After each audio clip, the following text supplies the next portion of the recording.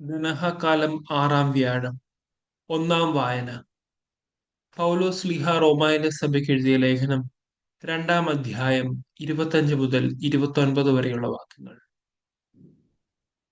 നീ നിയമം അനുസരിക്കുന്നവനാണെങ്കിൽ പരിച്ഛേദനം അർത്ഥവത്താണ്. നിയമം ലംഘിക്കുന്നവനാണെങ്കിലോ നിന്റെ പരിച്ഛേദനമല്ലാതായി തീരുന്നു. അതുകൊണ്ട് നിയമം പാലിക്കുന്ന അപരിച്ഛേദിതനെ പരിച്ഛേദിതനായി കണക്കാക്കിക്കൂടെ?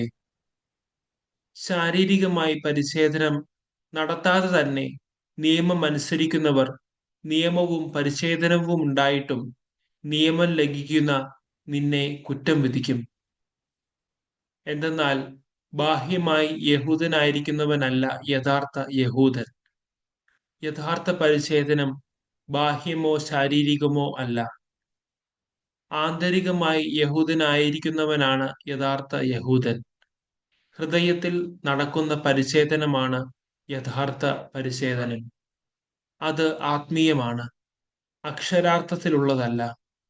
അവന് പ്രശംസ ലഭിക്കുന്നത് മനുഷ്യരിൽ നിന്നല്ല, ദൈവത്തിൽ നിന്നാണ്. സുവിശേഷ വായന. വിശുദ്ധ മത്തായി എഴുതിയ സുവിശേഷം 12-ാം അധ്യായം 15 മുതൽ 21 വരെയുള്ള വാക്യങ്ങൾ. ഇത് മനസ്സിലാക്കിയ യേശു അവിടെ നിന്ന് പിൻവാങ്ങി. അനേകം പേർ അവനെ അനുഗമിച്ചു. അവരെയെല്ലാം അവൻ സുഖപ്പെടുത്തി. തന്നെ പരസ്യപ്പെടുത്തരുതെന്ന് അവൻ അവരോട് കൽപ്പിച്ചു. ഇത് പ്രവാചകൻ വഴി അരുൾ ചെയ്യപ്പെട്ടത് പൂർത്തിയാകുന്നതിനു വേണ്ടിയാണ്. ഇതാ, ഞാൻ തിരഞ്ഞെടുത്ത എന്റെ ദാസൻ, എന്റെ ആത്മാവ് പ്രസാദിച്ച എന്റെ പ്രിയപ്പെട്ടവൻ. ഞാൻ അവന്റെ മേൽ എന്റെ ആത്മാവിനെ അയക്കും. അവൻ വിജാതീയരെ ന്യായവിധി അറിയിക്കും.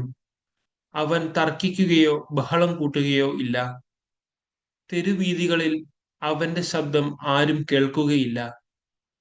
നീതിയെ വിജയത്തിലെത്തിക്കുന്നതുവരെ അവൻ ചതഞ്ഞ ഞാങ്ങണ ഒടിക്കുകയില്ല, പുകഞ്ഞ തിരി കെടുത്തുകയില്ല.